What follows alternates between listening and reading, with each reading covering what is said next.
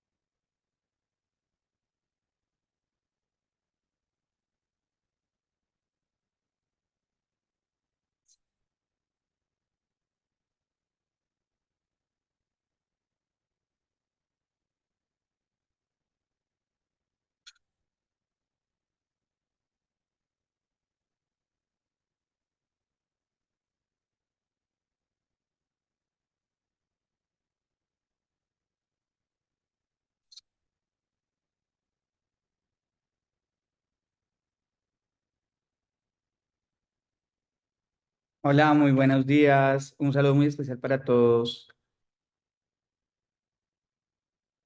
¿Me escuchan bien? Sí.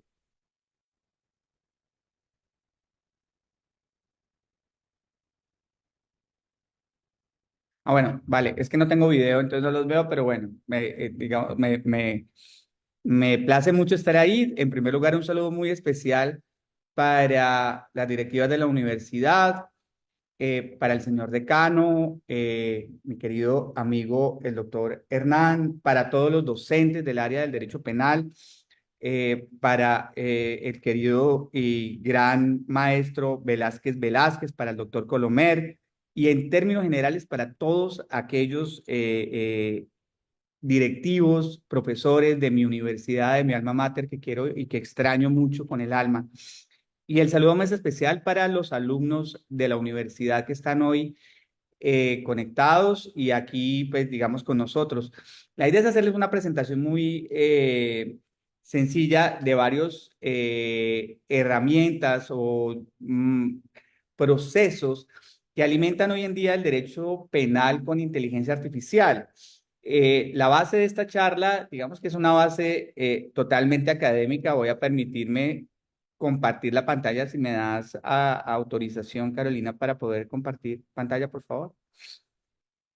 Y mostrarles cómo las pruebas digitales cambiaron de una esquina a otra en menos de 2 años y todo el esquema de presentación de evidencias digitales cambió basados en las herramientas de inteligencia artificial que sin más han o podrán desplazar en poco tiempo a los peritos. Incluso hay muchas diferencias académicas y en los estrados judiciales en pensar si porque un perito participe dentro de la presentación de una prueba pericial en un proceso penal, esta adquiere el carácter de una prueba pericial. Entonces, quiero comenzar, ya gracias. Quiero comenzar eh, por aclarar este panorama que normalmente hace parte de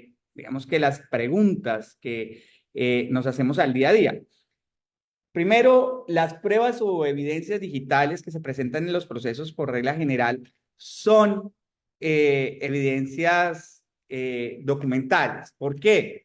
Hasta que el artículo 275 de la ley 527, donde se hace una enunciación de cuáles son los elementos materiales probatorios que pueden ser usados dentro del proceso penal, en el literal habla de el mensaje de datos como el intercambio electrónico de datos, internet, correo electrónico, telex o fax o similar, regulados por la ley 527 de 1999, las normas que las instituyan, adicionen o reformen. Esto es sumamente importante, porque por regla general las pruebas electrónicas que se presentan dentro del proceso penal son mensajes de datos y de acuerdo a esta ley 527 de 1999, Los mensajes de datos son pruebas documentales, ¿está bien? Y tienen todo el valor probatorio sin que cumplan con 3 requisitos básicos, que estén escritos, que estén firmados y que sean originales. Entonces,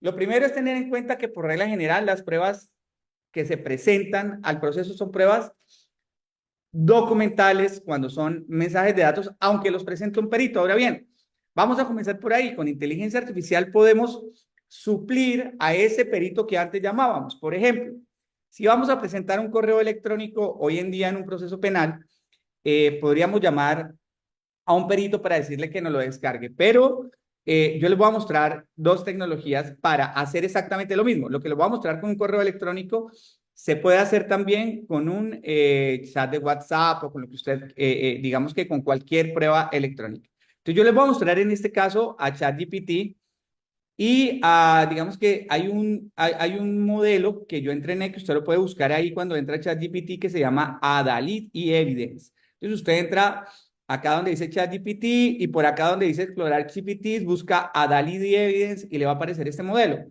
Yo voy a hablar con el modelo para que ustedes, digamos que tengan comprensión de cómo funciona. Hola, ¿me escuchas?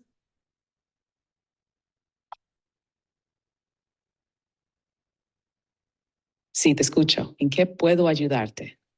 ¿Todos escucharon bien a ChatGPT? Bien. Eh, Necesito que me ayudes a presentar un correo electrónico como prueba en un proceso judicial. ¿Me puedes ayudar?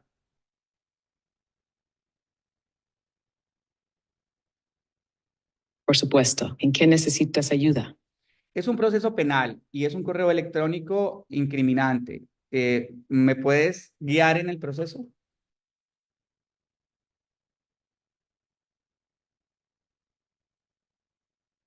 Sí, te puedo guiar en el proceso de recolección, aseguramiento y análisis del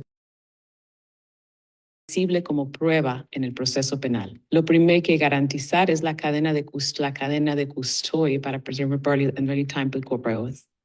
Primero dime, ¿tienes acceso al correo original o solo una captura de pantalla? Necesitas demostrar su autenticidad y origen. Tengo mi correo original, es un correo de Gmail.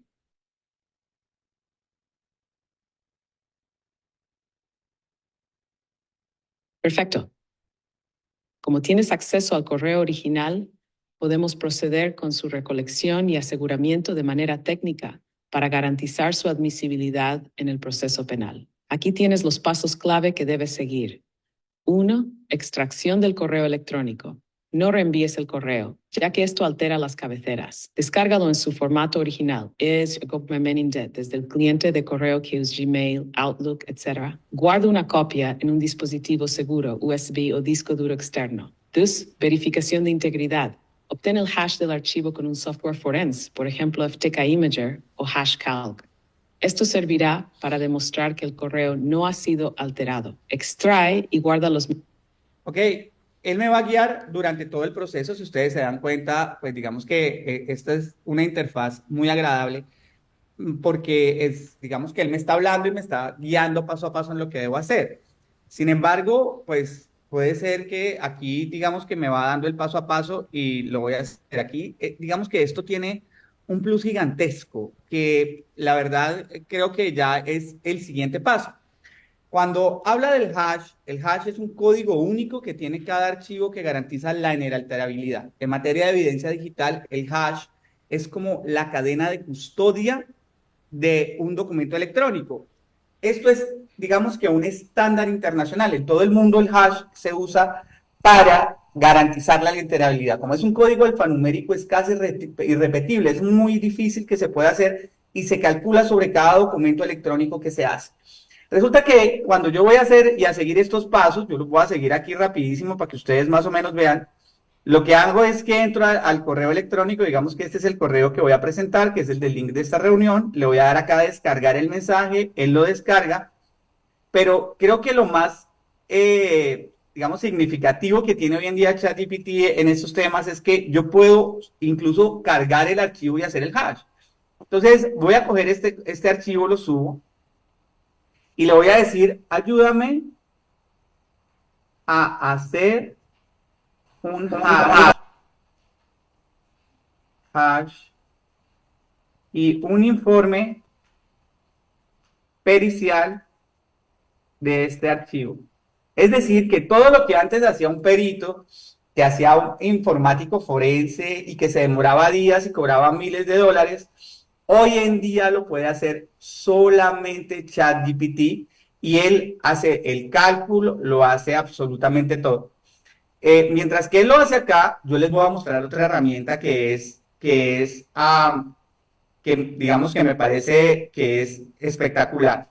Y es otra herramienta de inteligencia artificial que sirve para presentar cualquier tipo de evidencia digital, pero que además de eso nos guía, nos puede guiar paso a paso. Esta herramienta que les voy a mostrar, pues a mí me parece una fantasía, se llama Google IA Studio. Se puede buscar ahí Google IA Studio, así como lo acabo de colocar acá. Es el primero que aparece acá. Es gratuita, no necesita pagar absolutamente nada. Y acá, digamos que tiene varios usos.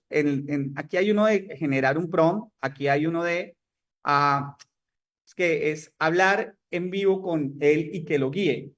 Entonces, voy a hacer lo mismo, pero le voy a compartir mi pantalla y le voy a decir que me ayude. ¿Está bien? Para ver cómo funciona, porque esto, digamos que a mí me tiene muy descrestado.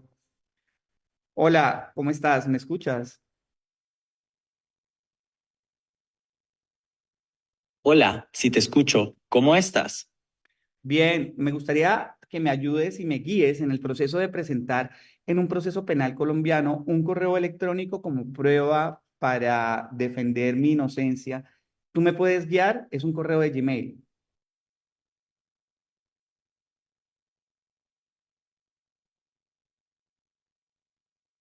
Claro, te puedo ayudar y guiar en el proceso. ¿Me puedes dar más detalles sobre el correo electrónico y el proceso penal colombiano? Sí, estás viendo mi pantalla. Por favor, guíame para descargar como un archivo el correo.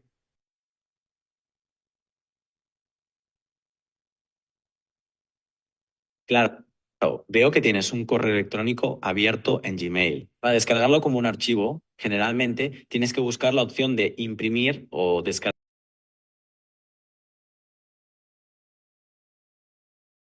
un archivo PDF o como un archivo de texto. ¿Te parece si buscamos esa opción juntos?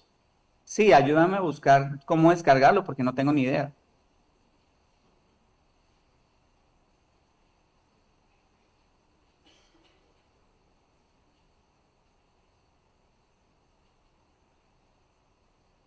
¿Sabes?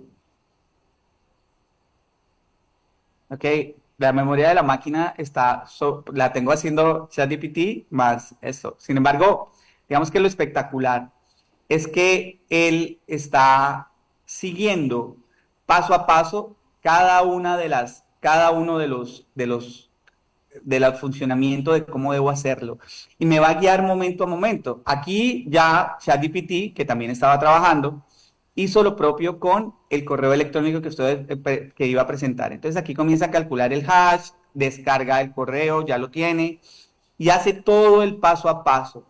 Esto es la presentación de una prueba documental. Ahora bien, es que yo adicionalmente a eso le puedo hacer preguntas jurídicas, técnicas, que me contesta con la claridad del entrenamiento que yo le he dado. Es decir, yo voy entrenando y las personas que están entrando a este modelo lo van entrenando todos los días, de tal forma que él está aprendiendo cada vez más sobre el proceso penal. Entonces le voy a preguntar, por favor dime qué requisitos debe tener una evidencia digital para ser válida como mensajes de datos dentro de un proceso penal en Colombia.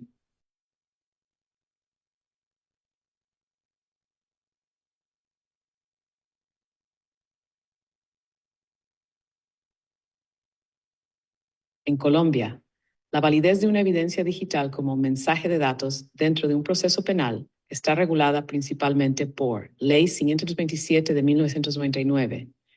Define y reglamenta los mensajes de datos y su validez jurídica. 2. Código General del Proceso, Ley 464 de 2000. Artículo 243 establece que los mensajes de datos son prueba documental. 3.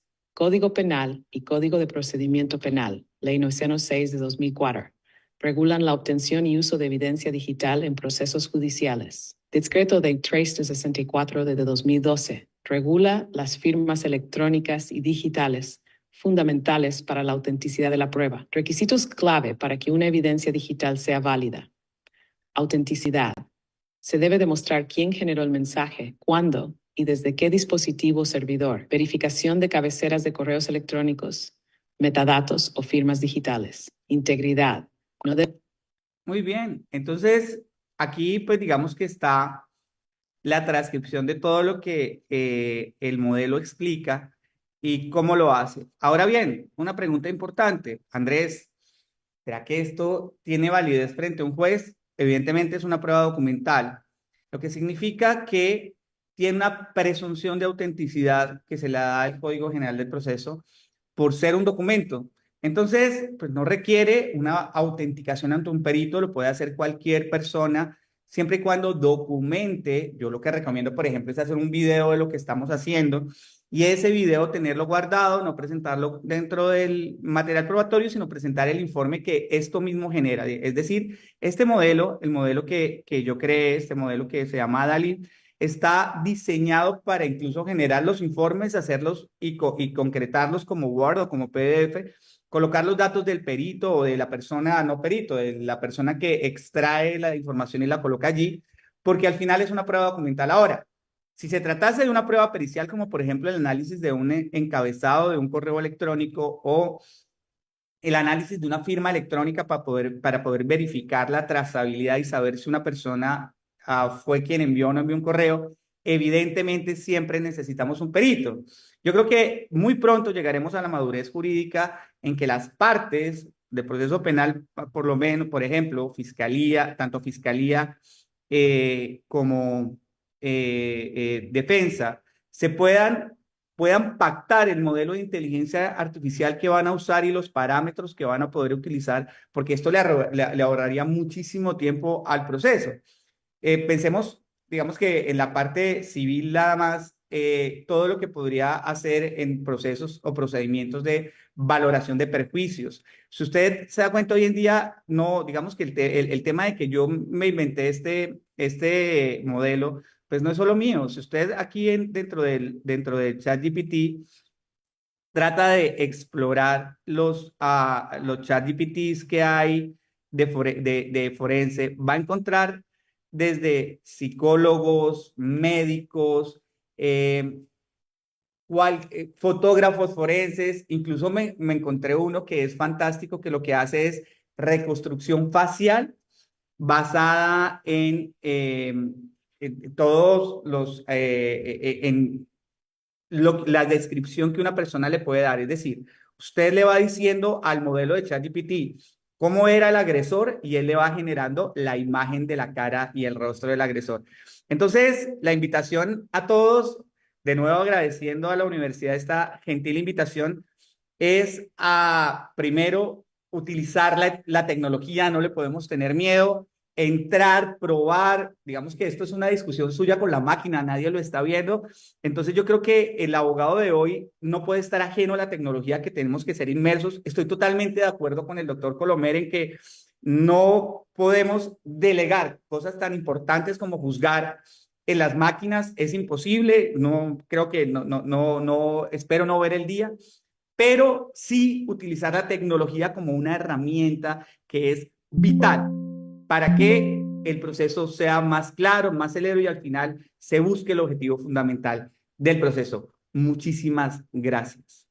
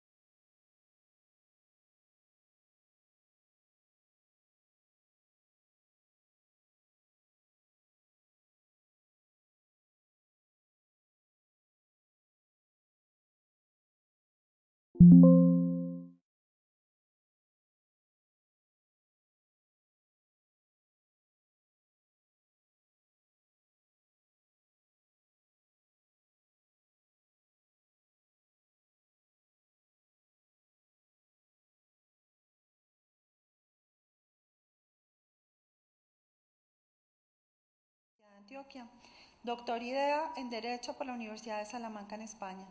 Su tesis doctoral en Derecho Penal recibió la máxima calificación de sobresaliente, cum laude, por unanimidad del tribunal. Vinculado a la Universidad de los Andes, donde es profesor y asociado de la Facultad de Derecho, director del área de Derecho Penal, Procesal Penal y Criminología, así como director de la especialización y la maestría en Derecho Penal. Igualmente es director de la colección de Ciencias Penales y del Grupo de Investigación en Derecho Penal y Ciencia Transicional y Justicia Transicional César Beccaria, litigante, consultor y conjuez de la Sala de Casación Penal de la Honorable Corte Suprema de Justicia de Colombia, profesor de cátedras de Derecho Penal General, Derecho Penal Especial, Punibilidad, Cibercrimen y Constitución y Democracia, miembro del Grupo de Investigación SECTI de la Universidad de los Andes. Miembro del Observatorio de Criminalidad Organizada Transnacional de la Universidad de Salamanca. Además, hace parte del Centro de Investigación Interdepartamental de la Universidad de Calabria en Italia. Conferencista invitado a seminarios, congresos y posgrados en diferentes universidades, incluyendo la Universidad César Boleda. Autor de múltiples publicaciones en el ámbito del derecho penal.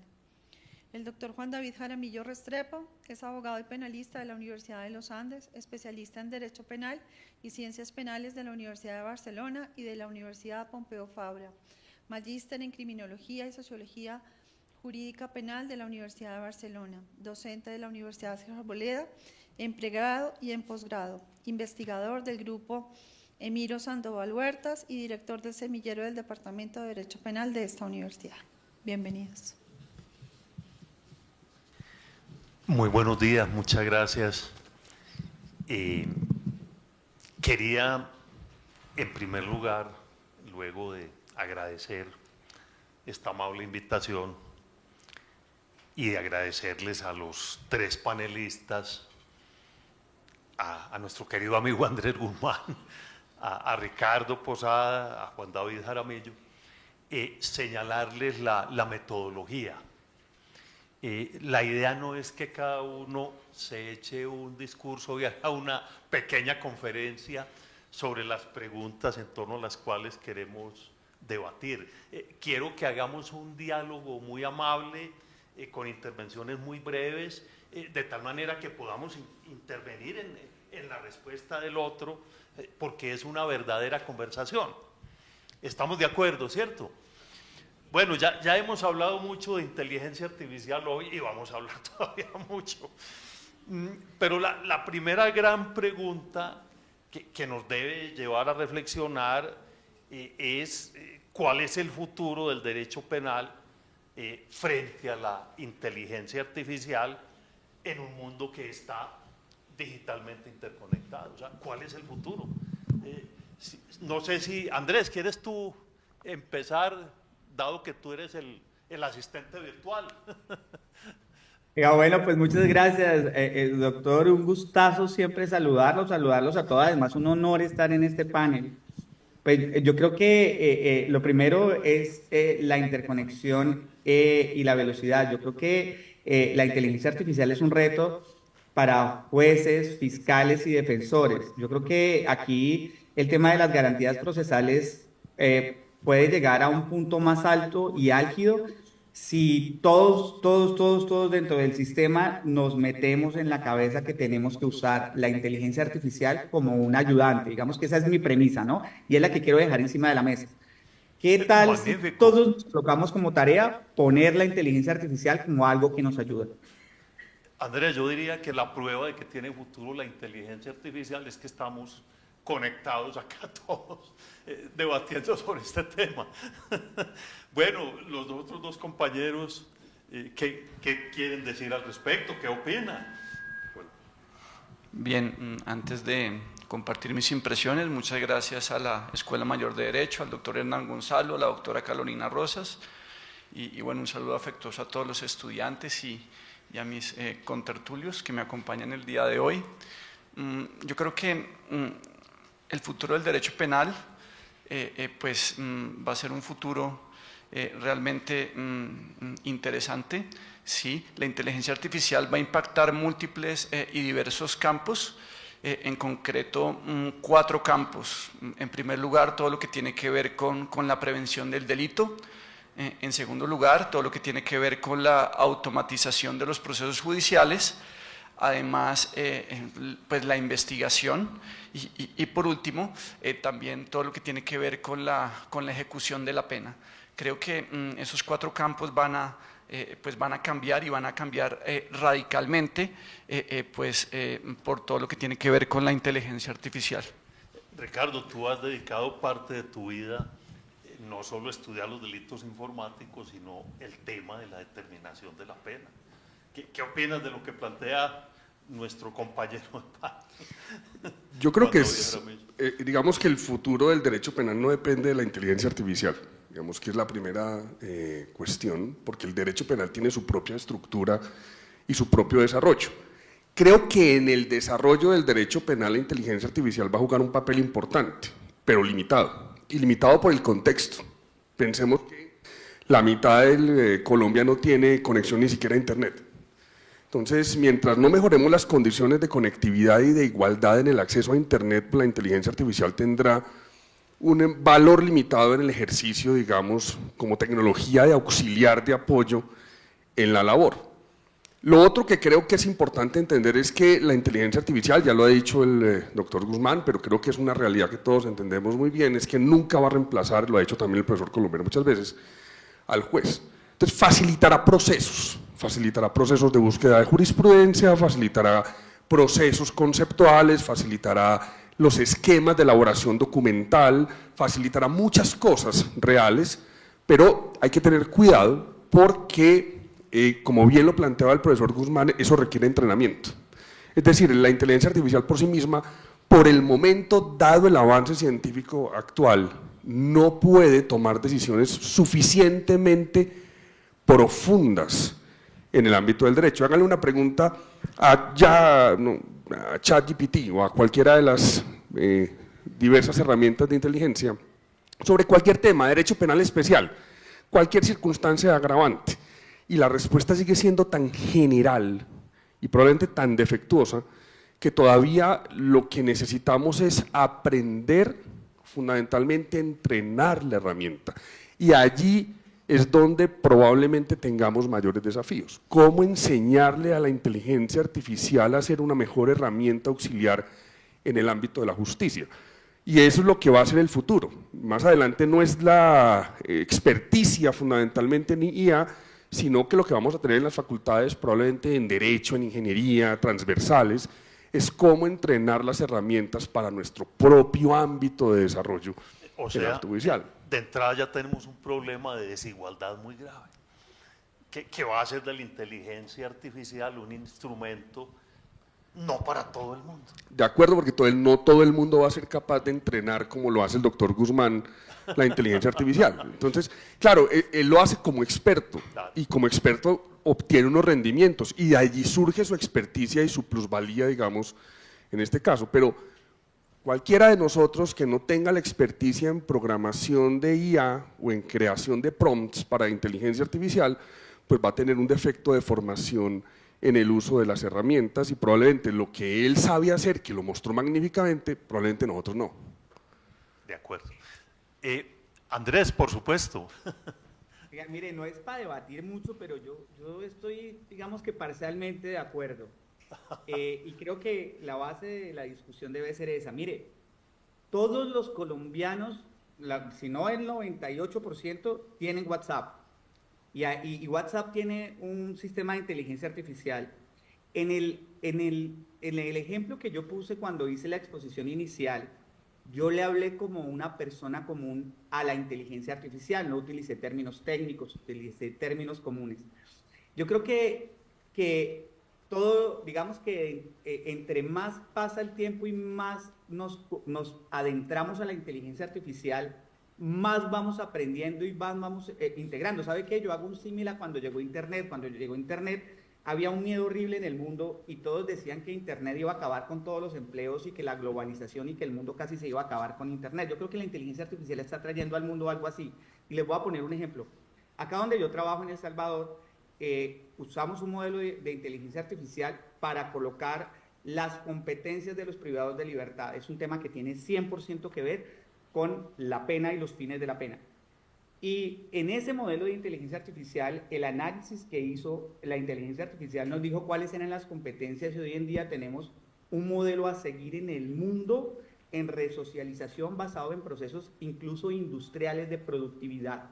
Todo hecho con inteligencia artificial aplicada, lo que es un ejemplo de que sí se puede usar, de que se puede usar de manera correcta y creo que digamos que está abierto al debate, ¿no? Sin estar, digamos que en total desacuerdo. Se generan algunas desigualdades, pero sobre todo creo que podemos avanzar mucho en muchos temas que pueden llevar al fin de los objetivos del derecho penal. Excelente. Ricardo quiere Sí, no, replicar. es que no es un tema de miedo frente al uso de la inteligencia artificial, es un tema de capacidad cognitiva y de realidad. Es que uno va a Montería, a muchos municipios de Montería, al Caquetá, a Yopal, y es que ni siquiera hay datos. O sea, la JEP ha visto cómo llevar la justicia a las regiones es dificilísimo por la ausencia de cobertura. Entonces es un problema así de igualdad real, pero es que, claro, una persona ordinaria tiene vulnerabilidades de conocimiento en tecnología. No sé, mi mamá, que tiene 75 años, probablemente tiene WhatsApp, pero difícilmente tiene la capacidad de hacer una programación específica en inteligencia artificial que sea productiva. Cualquiera le puede preguntar cualquier cosa a la inteligencia artificial, pero de allí a que el resultado sea tangible en el ámbito de la experticia es otra cosa, porque son dos cosas diferentes. Yo le puedo preguntar cualquier cosa a ChatGPT, vea, dígame si en este caso es posible aplicar 50 agravantes o 50 calificantes, lo que sea, y probablemente me dice sí o no, pero el contenido de lo que me da solo lo puedo hablar como experto. Por eso ha sido tan difícil, por ejemplo, en el mundo moderno que los estudiantes se incorporen en la solución de sus cosas a la inteligencia artificial, porque claro, le preguntan el parcial y la mitad de las respuestas son basura, desde la mirada del experto. Perdón, y el profesor pone 5 a veces, ¿no? Ah, sí, no falta el profesor pone 5. Pero digo yo que yo estoy de acuerdo con que este es el futuro. Lo que estoy mostrando es las dificultades reales en la vida, porque claro, yo lo uso y hacer un correo electrónico en Outlook con ChatGPT es fantástico y te lo redacta perfecto, sin duda, si pagas. Perdón, y te cita fuentes erróneas también. También cita fuentes Las erróneas. inventa. Las inventa. Entonces, yo creo que llegará el momento donde sea accesible a muchas personas, llegará el momento donde nos entrenemos y yo creo que esa es la apuesta en derecho, es entrenar al muchacho no a que no use la inteligencia artificial, sino a que sepa preguntarle y entrenar a la inteligencia artificial para que le dé respuestas satisfactorias. Y esto no solo el muchacho, es que el muchacho va a ser juez. No a que se descargue, sino a cómo utilizar la herramienta. Y ahí vamos a tener los cursos de metodología del derecho de los próximos 20 años. Bueno, pero estamos en un mundo que yo diría muy preocupante. Con el uso generalizado de la inteligencia artificial, nosotros corremos el riesgo de ser los últimos seres que aprendimos a leer y a escribir y por supuesto a pensar. ¿No les parece muy preocupante ese panorama?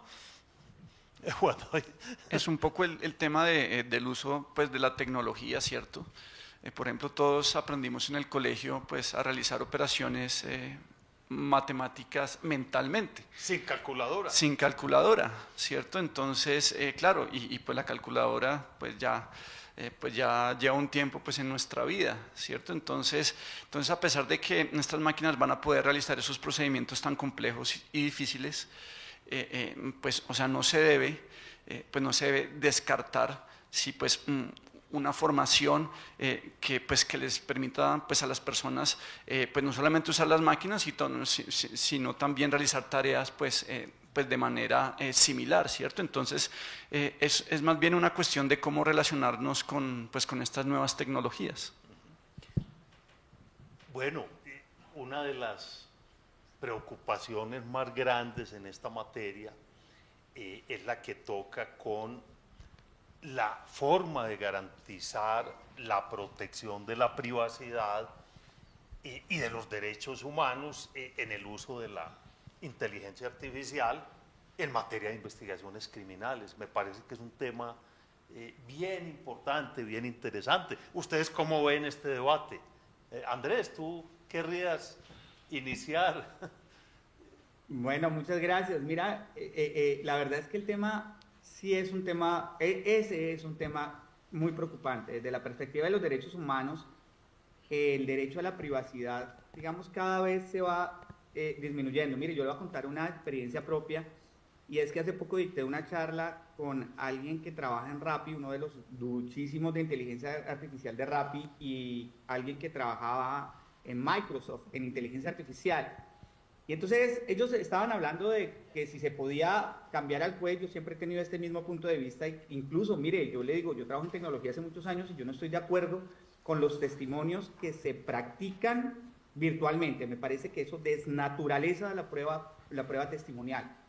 Y no estoy de acuerdo, me parece que, no es, que ese miedo que da no se siente. Ellos decían que sí, que el juez se iba a cambiar, y me dijo el de Microsoft, Andrés, ¿por qué no prueba usted este sistema de inteligencia artificial, que es una versión que no hemos sacado públicamente, en su celular 3 días? Mire, yo de verdad lo desinstalé a los 2 días porque me asusté muchísimo, porque de verdad eso piensa por usted. ¿Sabe usted qué quiere comer? ¿Sabe usted qué quiere regalar? ¿Qué le gusta? ¿Qué música quiere escuchar? Mire, es, digamos, que lo más invasivo que he sentido en mi vida. Es como TikTok, que a usted pasa y pasa y todo le parece fantástico. Mire, es demasiado invasivo. Entonces ese sí me parece un reto gigante, y es poner barreras tecnológicas para que eso solo sea mío, y para que la privacidad y los derechos a la intimidad de las personas no sean transgredidos y no sean usados comercialmente por las compañías. Ese me parece un tema, digamos, que muy importante, y la verdad, no sé, más que las barreras legislativas que ha hecho la Unión Europea, ¿qué más se puede hacer en el mundo? Y me parece un reto que de verdad sí es un reto grande para la inteligencia artificial. Gigantesco, ¿no? Bueno. Bien, yo veo las siguientes amenazas. Pues el corazón de la inteligencia artificial es el algoritmo, ¿sí? Y bueno, la pregunta es, ¿qué puede hacer ese algoritmo? En primer lugar, una primera amenaza tiene que ver con el sesgo algorítmico, ¿sí? Que desafía, o que más bien puede pisotear, pues, el derecho a la igualdad, ¿cierto? Generando diversas clases de discriminación, ¿sí? Un segundo problema, una segunda amenaza es todo lo que tiene que ver con la censura algorítmica, que puede pisotear es la libertad de expresión, la libertad de información, pues entre otras libertades, ¿sí?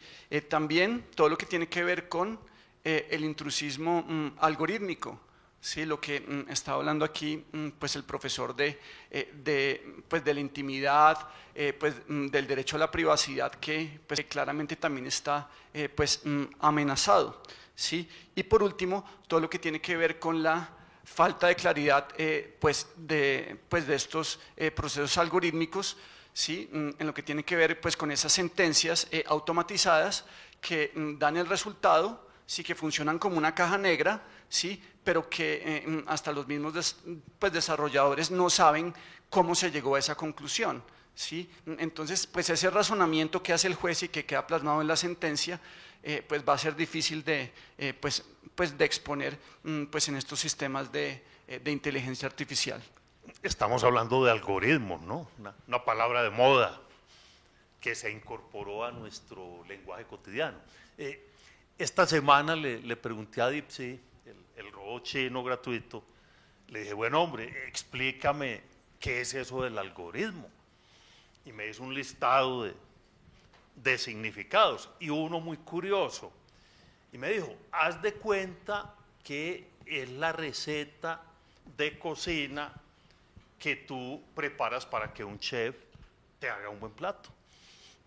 Me pareció realmente interesante el alcance, porque de manera muy sencilla nos muestra qué es un algoritmo, y nos tenemos que ir familiarizando naturalmente con esta terminología nueva, la mayoría de ellas en vocablos tomados de la lengua inglesa. Pero bueno, eso sí realmente nos ayuda a la claridad necesaria, al respeto de la privacidad, de los derechos humanos. Vamos a seguir en medio de esta invasión a la intimidad que nos muestra Andrés, ¿no? Sí, digamos que intimidad, ¿en qué sentido? Digamos la primera pregunta, porque claro, en el día a día, cuando usted utiliza Internet y descarga cualquier aplicación, lo único que hace es firmar contratos de adhesión donde usted cede toda su intimidad de manera obligatoria. Entonces, el primer punto preocupante es que estamos en un modelo contractual de aplicaciones donde usted fundamentalmente no tiene otra opción que cederse si quiere obtener algún resultado. Baja una aplicación y le da a usted toda la información, voy a utilizar a un programador chino o a una industria china, qué sé yo, de sus contactos, su galería de fotografías, el contacto de sus correos, su cámara, su micrófono, incluso lo llaman desde Holanda o Países Bajos un domingo, usted ni siquiera supo por qué. Usted se dio todo. Entonces estamos en un mundo contractual donde fundamentalmente cedemos información y cedemos intimidad. Y el punto central es que todas estas estructuras, porque en realidad son superestructuras informáticas, Meta, X, Y o Z, pues es que viven justamente de las tendencias de marketing en la búsqueda, digamos, de la búsqueda que usted hace en Internet y de los resultados que usted deja al navegar y de todas las estructuras que usted hace, porque claramente el algoritmo lo que va a buscar es qué hace usted en Internet para enviarle de inmediato la publicidad. Entonces no es que lo estén espiando, es que usted mismo se dio todas las estructuras de intimidad sobre lo que hace en Internet para que estas empresas macro sobrevivan justamente de la venta de publicidad. Entonces el primer punto es el modelo jurídico que tenemos en términos internacionales de superestructuras o superindustrias de información relacionadas con nuestra propia intimidad, pero el primero que regula la intimidad es usted. Y si usted lo que está haciendo permanentemente es descargando aplicaciones sin ningún control, pues usted mismo está afectando toda la modalidad.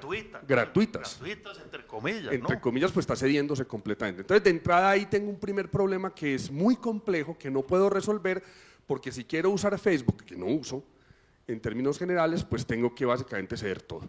Ese es por una parte, digamos, el problema de intimidad. Pero intimidad, ¿para qué en otro sentido? La inteligencia artificial yo creo que tiene un gran futuro, no en el derecho penal, sino en materia de seguridad y en materia de prevención. Lo que pasa es que, como mencionaba Juan, el sesgo algorítmico de los modelos de inteligencia artificial para seguridad es peligrosista. Y ya con eso estoy marcando el punto de partida de objeciones en garantías. Entonces te determina la seguridad con base en la cantidad de presunciones de peligrosidad del sujeto. Y a partir de allí toma decisiones de seguridad, y los modelos que se han por lo menos implementado en Colombia Estado, y muchos de ellos, digamos, de personas muy conocidas, pues tienen esa línea de violación de garantías por presunción de culpabilidad. China, entiendo, lanzó un satélite, ¿no? Claro, que democrático nada. Claro, y con él pues pueden perfectamente en tiempo real hacerle seguimiento a 200 millones de personas. Es una buena manera de respetar la privacidad, ¿no? En un mundo, digamos, que de democracia nada, porque claramente tiene que controlar a miles de millones de sujetos, lo que pues obviamente les marca unas estructuras de seguridad complejas. El otro, bueno, dale. Sí, retomando un poco lo que decía el profesor Velázquez del chef y la receta. ¿Sí? ¿Qué pasa si ese chef, no sé, es vegano o es vegetariano o aboga por una dieta meramente carnívora y pues diseña la receta para que todos los que se acerquen al plato pues vayan asumiendo poco a poco pues ese estilo de vida, ¿cierto? O penalista chino. Pues, es decir, esos son los sesgos, ¿no? Los sesgos de los que se hablan en estas materias, ¿no? Sí, o si este chef que elabora la receta tiene acceso a la historia clínica, ¿sí? Y sabe qué alimentos puede comer o qué alimentos le generan un riesgo para la salud, y con base en esa información pues elabora la receta para que sea más atractiva para la persona. Entonces realmente la pregunta es, bueno, ¿quién está elaborando la receta y cómo está elaborando la receta? ¿Y para qué? ¿Y para qué? Andrés, ¿Qué opinas tú de esos sesgos, tú que has trabajado tanto en estos temas? No, mire, yo le digo que cada vez el tema se nos mete más en la vida y que la inteligencia artificial cada día piensa más por nosotros. Cuando usted tiene un problema hoy en día, está metido acá ya. Cuando usted tiene un problema, y digamos que el doctor Velázquez lo dejó clarísimo, mire, yo quería como explicar bien el tema del algoritmo y usted DeepSeek y le pregunté cómo era. Todos pensamos en eso cuando queremos hacer hoy un contrato, cuando queremos resolver un parcial, y ya está metido en nuestras vidas. Nosotros como abogados tenemos un reto gigantesco y es comenzar a trabajar en ser superiores a la inteligencia artificial y tener como profesionales un plus. Mire que al meterse tanto en las personas y en lo que las personas son y quieren, cuando yo le digo que me haga un contrato de arrendamiento, me conoce tanto que lo hace tan a mi medida que yo no le veo un problema y no le cambio una coma. Eso trae consigo que los abogados nos vamos a quedar sin hacer contratos, sin hacer demandas, sin hacer todo, mejor dicho. El reto que tenemos profesionalmente nosotros como abogados es gigante y es ir más allá de la inteligencia artificial. Lo que decía ahora Juan era bien interesante y era, oiga, es que las respuestas cada vez, digamos que le queda faltando mucho. Evidentemente sí, como a las canciones que hace la inteligencia artificial, como a todo lo que hace la inteligencia artificial, pues digamos que le falta un montón porque no son humanos. Yo creo que el reto nuestro profesional es ir allá, a volvernos cada vez más técnicos y mucho más inteligentes en lo que trabajamos. Sí, en 1950 Turing, quien es considerado el padre de la inteligencia artificial, publicó un trabajo en lengua inglesa en el cual la pregunta central, el problema de investigación que lo motiva a él a hacer esta reflexión, y bueno, ya tiene 75 años ese trabajo, es las máquinas piensan. ¿Ustedes creen que ya se respondió adecuadamente la pregunta de Turing o estamos todavía en vías de hacerlo? Creo que es un proceso, pero sí la inteligencia artificial en esos procesos puede servir para proteger a los seres humanos. Hay un artículo justamente de José Agustín en Barcelona, publicado hace unos años con María Alejandra Vargas, donde muestra un proceso de intervención de inteligencia artificial en una investigación de grooming, donde la inteligencia artificial se hace pasar por agente encubierto digital, específicamente en vez del ser humano. Y eso protege al investigador, protege personas físicas, protege, sobre todo cuando estamos haciendo investigaciones por delitos complejos. Eso podría ser muy interesante en el ámbito, digamos, de las modernas estructuras de investigación, pero eso fundamentalmente requiere algo básico, modificar el Código Penal, que es el Código de Procedimiento Penal, que es un código absolutamente analógico, que no está diseñado realmente para investigaciones con incorporación de inteligencia artificial ni para investigaciones específicas en estos delitos. Me pareció que Juan David quería replicar o responder. Sí, realmente existen dos grandes clases de inteligencia artificial. Una inteligencia artificial que tiende a ser más bien una herramienta y otra inteligencia artificial avanzada que sí se ha dotado de cierta autonomía, ¿sí? Y la pregunta es si realmente esa última clase va a ser capaz de alcanzar la conciencia, ¿sí? La autoconciencia, la autonomía completa para tomar decisiones y realmente desprenderse de su creador, ¿cierto? No sé hasta qué punto podemos llegar a eso, pero lo veo realmente por ahora bastante lejano. Lejano pero posible. Lo que va a carecer la inteligencia artificial es de conciencia moral. O sea, toma decisiones adecuadas, pero no correctas. Esa es la gran diferencia entre el juez y la máquina. Andrés se sonríe, vamos a escuchar a Andrés. Estoy de acuerdo porque la base debe ser la programación. Es decir, si usted crea una inteligencia artificial con principios y bases éticos, vea, se llama inteligencia artificial porque el computador más gigante que conoce la humanidad está en cada uno de nosotros. Es la mente humana que con muy poquita corriente trabaja 24 horas, usted sueña, recuerda. Y lo más similar es la inteligencia artificial. Y así como los humanos salen, digamos que pueden tener pensamientos buenos y malos de acuerdo a muchos aspectos y por eso todos los penalistas tenemos trabajo, la inteligencia artificial es igual. Y es que se puede programar y se puede volver buena o mala. Sí, y entonces yo sí ahí digo que depende el algoritmo en sí, como usted lo programe.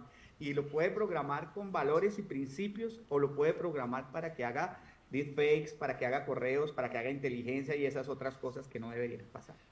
Bueno, esa respuesta y las dos anteriores nos adentraron en otro tema grueso de este panel, que es el que toca con los delitos informáticos.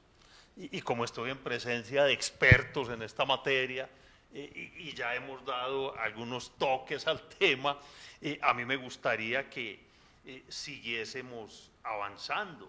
Y entonces yo preguntaría, ¿en qué medida la inteligencia artificial ha transformado la forma en la que se llevan a cabo los delitos informáticos? Ricardo, a ver, empecemos.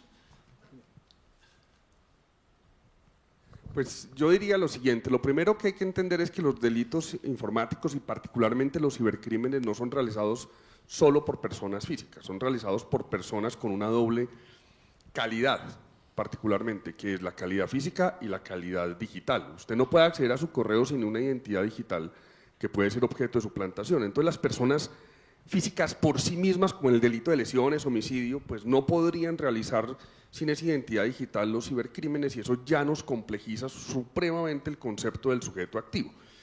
La inteligencia artificial por ahora, digamos, sigue siendo una herramienta programada por personas naturales, con lo cual, lo hablábamos quizás ayer, están todos los modelos de responsabilidad por el producto. Solo podría haber una posibilidad de responsabilidad del agente de inteligencia artificial como sujeto activo de los delitos, primero, cuando le reconozcamos personalidad jurídica, pero en segundo lugar, fundamentalmente, cuando tenga una capacidad de actuar de forma imprevisible con autoaprendizaje en los procesos de toma de decisiones, que podamos dejar de imputarle al creador, programador o propietario de la estructura del crimen y tengamos que buscar una nueva forma de programación. Si es que esa inteligencia, digamos, esa responsabilidad es admisible desde el punto de vista de la política criminal o no, que esa es otra discusión distinta. Pero hoy tenemos debates muy complejos, incluso en el ámbito de la cibercriminalidad. Pensemos en la pornografía. La pornografía es la mejor muestra de cómo no sabemos cómo resolver la actuación de inteligencia artificial en modelos de creación de imágenes pornográficas con menores de 18 años que aparentan ser reales, pero que no tienen como trasfondo personas reales. Y eso va a depender fundamentalmente de la configuración del delito de pornografía. Si lo planteamos en España podría ser delito porque no se requiere la persona real, porque es una imagen que puede ser figurada, pero si lo miramos desde el punto de vista del derecho penal colombiano probablemente no sea delito. Y la pregunta que tenemos es, bueno, ¿y cuál sería la responsabilidad de imágenes de menores con textos explícitos de pornografía creados por inteligencia artificial y cómo resolvemos el asunto? Pues ese sigue siendo un debate que se abrirá en los próximos años en el marco. De hecho, la gran mayoría de delitos pueden ser perfectamente utilizados o realizados utilizando mecanismos de inteligencia artificial que simplemente harán parte por el momento, sin que haya más avances, de la responsabilidad de la persona natural en Colombia. Como instrumento. Como instrumento, por ahora, como instrumento. Más adelante veremos si la imprevisibilidad nos deja la posibilidad de construir sujetos activos en términos de agentes. Hoy las personas jurídicas en la mitad del mundo son sujetos activos. Y en el futuro lo que vamos a tener es personas jurídicas tomando decisiones con inteligencia artificial. Entonces la cuestión de la responsabilidad de los agentes no humanos en el ámbito del derecho penal pues seguirá siendo un objeto de discusión permanente en los próximos 30, 40 años. Juan David. Bien, todas estas herramientas de inteligencia artificial lo que van a hacer es potenciar la lesividad de los delitos informáticos, ¿cierto?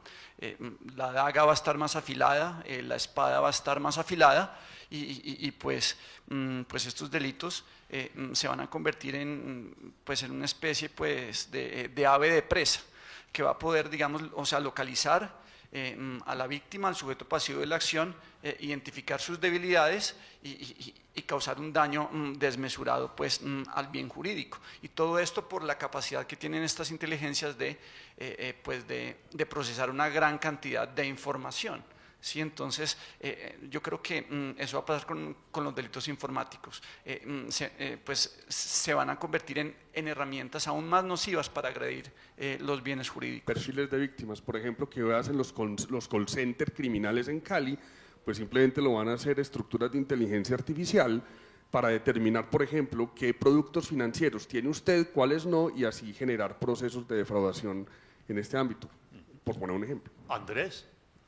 Mira, a mí me impresiona más bien, digamos que los delitos informáticos me parece algo, digamos, complicado, pero me parece que la inteligencia artificial ha pasado a algo que me preocupa mucho más, y es que los delitos comunes se están convirtiendo en delitos informáticos. Y eso es algo, mire, me tiene impresionado. Estoy utilizando hoy en día y probando una tecnología que se llama HeyGen. Ojo a los estudiantes, no les doy ideas, se escribe con H, H-E-Y-G-E-N.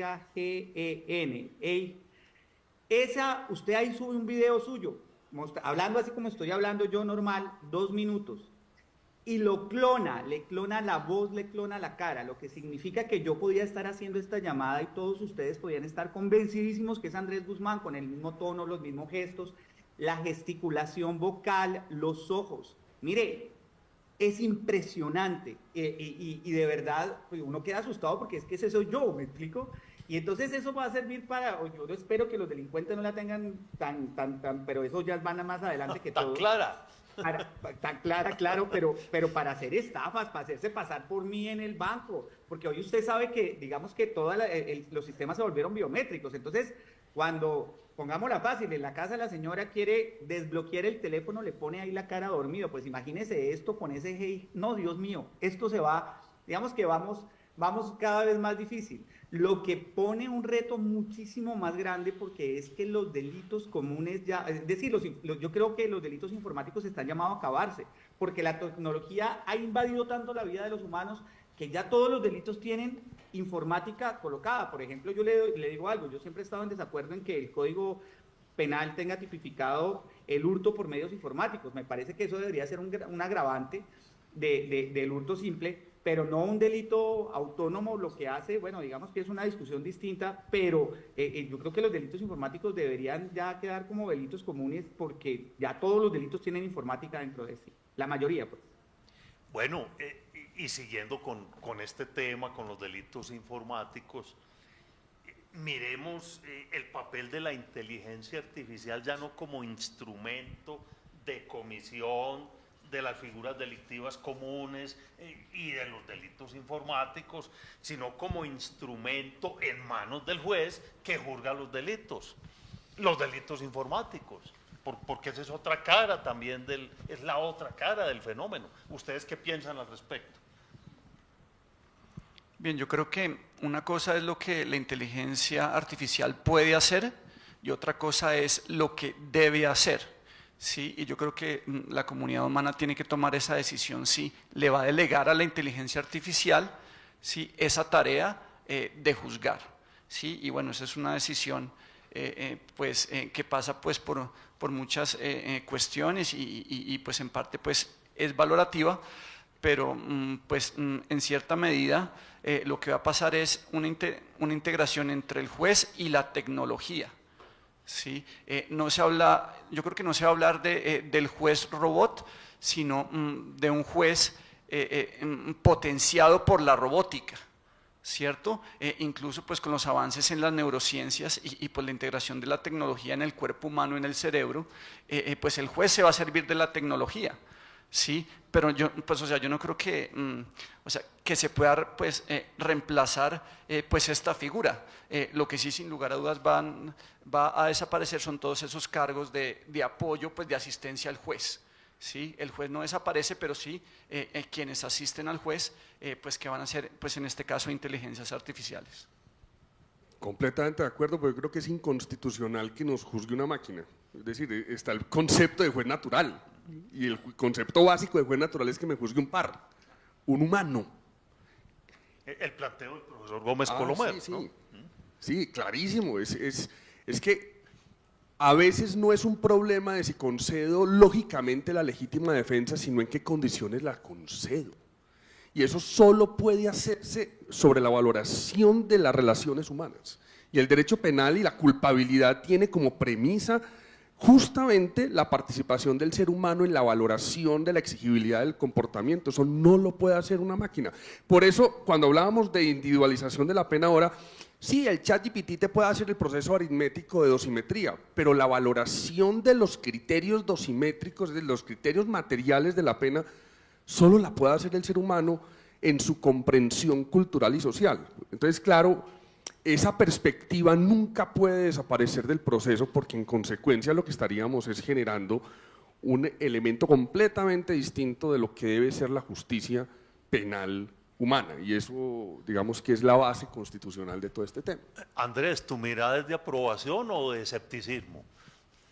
No, es de total aprobación. Yo jamás he creído que los jueces puedan virtualizarse, aunque sí creo que la inteligencia artificial puede apoyar muchísimas cosas. Digamos, hay temas, por ejemplo, querellables, que hoy en día ya, por ejemplo, en China las están trabajando, temas de seguros, que son cuestiones que suceden siempre y que tienen cosas, digamos que fallos idénticos, y que con inteligencia artificial pues se busca la similitud entre ellos y se trata de dar una guía, pero al final siempre es un juez el que decide y el que termina firmando. Entonces, además de eso, sabe que me parece muy interesante el trabajo de la inteligencia artificial frente a los jueces colegiados, es decir, las cortes, en la toma de decisiones, tener elementos de inteligencia artificial para saber cuáles son las discordancias de una sala previo a que se reúnan, ahorra muchísimo tiempo, y digamos que hay ya varios jueces colegiados con los que he hablado, en los que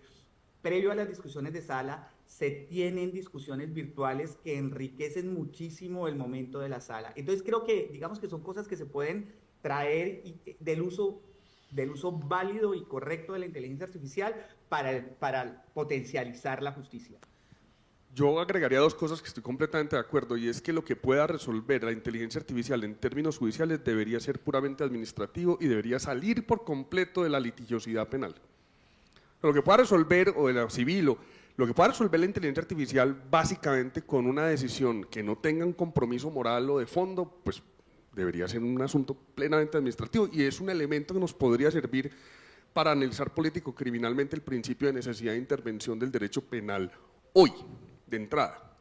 Y lo segundo, que yo creo que es importante entender, es que más adelante veremos, pero más adelante probablemente uno de los delitos que surjan en cualquier parte del mundo es el uso inadecuado y peligroso de la inteligencia artificial. Vamos a tener ese tipo de figuras criminales en el Código Penal prontamente, porque es que esa es una de las estructuras que los políticos van a empezar a utilizar para incrementar, digamos, las estructuras penales en el control de la inteligencia artificial.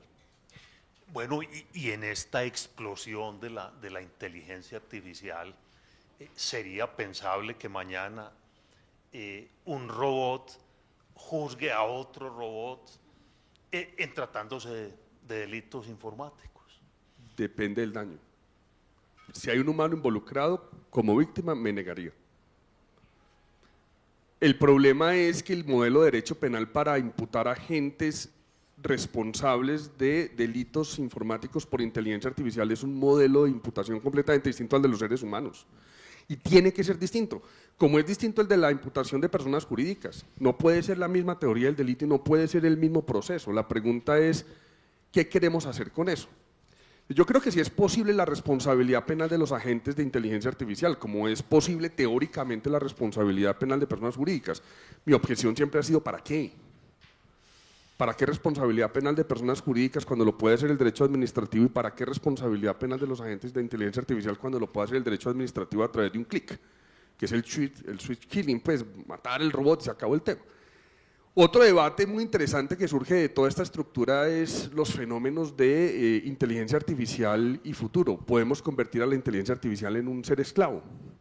Y ahí surgen debates éticos y constitucionales enormes en el ámbito de lo que reconocemos como la personalidad jurídica de los agentes responsables en el mundo.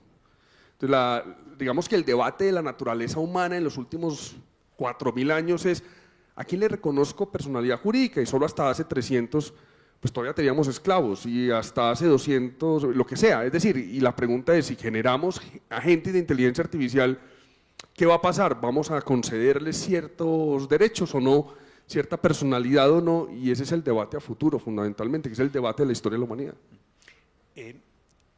Sí. Sí, realmente el problema del juez robot tiene que ver con las exigencias del proceso penal, porque el proceso penal exige publicidad, exige oralidad y exige motivación, ¿sí?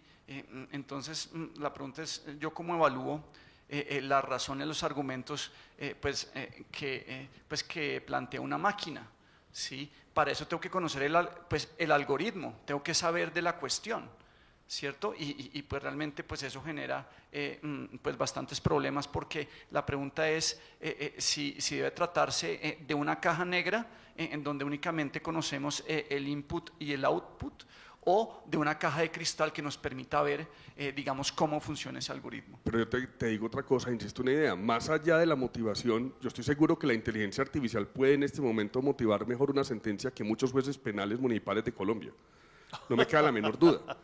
Pero es que el punto está en que… Pero perdón, ¿por qué esa discriminación con los jueces pues, penales del municipales? circuito, pues, sigamos A para ver, arriba, por su categoría de municipales, no. o por su disminución intelectual. No, ¿Cuál es la razón? No, ninguna. Simplemente jueces, pues, en general. Lo que quiero decir con ello es que el punto central del juez robot y del proceso es que yo creo que a partir de ahora lo que tenemos que exigir es humanidad en el proceso. Más allá de motivación, que repito, el ChatGPT te motiva muy bien, te da argumentos jurídicos, lo que sea, buenos o malos. Los jueces también lo hacen bien y mal, pero necesito humanidad. Sí. Andrés, ¿tú quieres mediar? Toma la palabra cuando lo creas Claro, pertinente. gracias. No, lo primero es que, vea, yo creo que la inimputabilidad de las máquinas es absoluta. Las máquinas son totalmente inimputables. Sin embargo, sí hay algo que he pensado siempre, y hay un caso muy reciente y emblemático, que es el de EPA Colombia, que me lleva a esto, y es lo siguiente. Resulta que a ella le colocan una pena alternativa, que es dejar de utilizar las redes sociales durante un tiempo. Mire, yo creo que esas penas alternativas son las que el derecho penal debe comenzar a observar. En estos temas de inteligencia artificial, que al final hoy en día todos usamos inteligencia artificial, sepamos o no de ella. Cuando usted abre cualquier sistema o cualquier red social, está utilizando indirecta o directamente inteligencia artificial. Esas penas terminan siendo mucho más, digamos que socialmente claras, pero sobre todo terminan dando digamos que un ejemplo. En el caso de esa chica, por ejemplo, ella, además de tomar esa decisión, montó una empresa, fue emprendedora, y una muestra de que la pena alternativa funciona, sin entrar a otros aspectos subjetivos. Pero yo creo que el juez lo hace muy bien cuando suprime, incluso en el caso de las personas jurídicas que utilizan irresponsablemente la inteligencia artificial, el uso de los medios como parte de la pena, que ya está inserto dentro de nuestro Código de Procedimiento Penal. Por lo mismo creo que es algo que los jueces deben tener en su mente, y es, oiga, mire, en estos casos que se dan todos los días y que no terminan en nada, yo no sé, pero es puro show, que injurió a que calumnió a van a todo lado, pero nunca nadie es condenado por eso. Yo creo que estas serían penas mucho más certeras y que lograrían el fin social que todos buscaríamos con una pena alternativa como esta. Bueno, como para ir cerrando este panel tan agradable, yo quiero volver sobre un punto que Ricardo tocó, que es el de la responsabilidad por el producto. Ojeando, navegando en la red, me acabo de encontrar un trabajo extraordinario. Una profesora alemana, Victoria Evold, se habilitó como catedrática en septiembre en la Ludwig-Universität de München con un trabajo intitulado Inteligencia Artificial y Derecho Penal. Y el subtítulo en alemán es Responsabilidad penal por el producto en el seno de una sociedad de la innovación.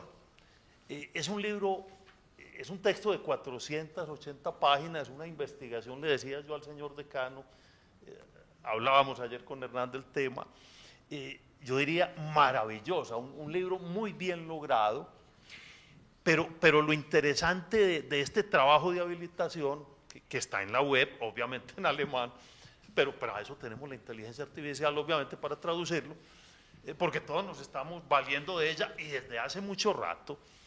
Lo valioso de este libro es que ella naturalmente entiende que esta ya no es tanto una sociedad del riesgo, sino de la innovación.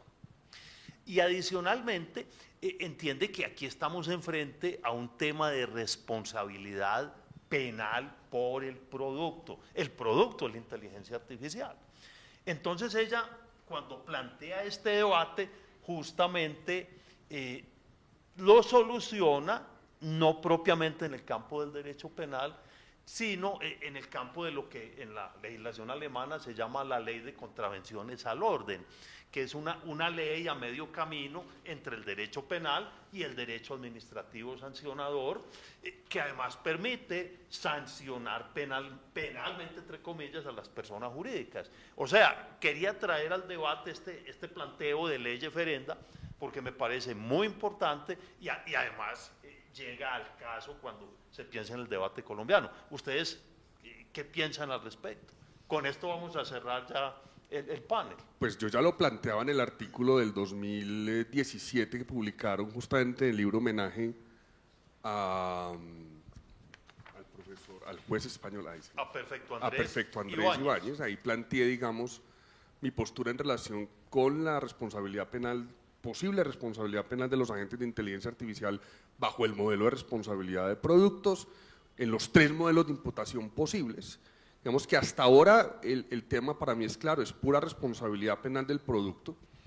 El problema es que el desarrollo de la IA no ha alcanzado todavía de forma adecuada, digamos, la capacidad de toma de decisiones autónomas en el marco del autoaprendizaje, y planteaban en su momento lo que dijo el doctor Guzmán, es decir, la necesidad de plantear modelos de compliance moral en las estructuras de programación para esos efectos, y creo que es posible teóricamente. La pregunta sigue siendo la misma: ¿para qué derecho penal? Que sigue siendo la misma estructura de para qué responsabilidad penal de personas jurídicas en términos de política criminal, no en términos de teoría del delito ni en teoría, ¿para qué? Cuando tengo fundamentalmente estructuras judiciales y administrativas que pueden hacer mucho más rápido la labor que un juez penal que está congestionado, como en el caso colombiano, y cuyos resultados en el mundo pues han sido más fracaso que realidad. Entonces, el punto es que creo que es posible. Lo que pasa es que estamos en una etapa todavía muy precaria del desarrollo, muy embrionaria del desarrollo de la inteligencia artificial, como para tomar una decisión de política criminal. En los Estados Unidos el tema es clarísimo, es responsabilidad civil y punto. Y creo que ese sería un buen comienzo, así lo ha planteado también la Unión Europea en este debate, y la idea sí, estoy de acuerdo con el doctor Guzmán, es plantear un derecho alternativo administrativo más fuerte que un derecho penal y menos fetiche de prisión y más penas alternativas, con un análisis político-criminal reforzado, porque si a ti te quitan la internet hoy, pues básicamente la muerte civil del siglo XVIII, fundamentalmente. Juan, ¿algo que añadir? Sí, realmente la responsabilidad penal de las inteligencias artificiales, pues en el sentido que estaba aquí comentando el profesor Posada, pues exige una relectura pues de las categorías del delito o una nueva construcción de la teoría del delito, pues para ese mundo virtual. Él ya lo menciona pues en su libro Delitos Informáticos. Nosotros pues nos movemos todavía pues en el espacio y el tiempo, ¿sí? Pues en esas dos pues en esos dos vértices, pero pues hay que añadirle la dimensión virtual, hay que añadirle la dimensión digital. Entonces sí exigiría pues un esfuerzo que, por ejemplo, pues ya se ha dado de cara a las personas jurídicas, pero habría que ir más allá para interpretar la categoría, por ejemplo, pues de la culpabilidad, de la responsabilidad de una manera distinta y diferente. Bueno, yo creo que Andrés, que se mueve también en el espacio, en el tiempo, en la virtualidad y no sé en qué otras estratosferas, podría añadir algo al tema para que ya vamos cerrando el panel. Adelante, Andrés.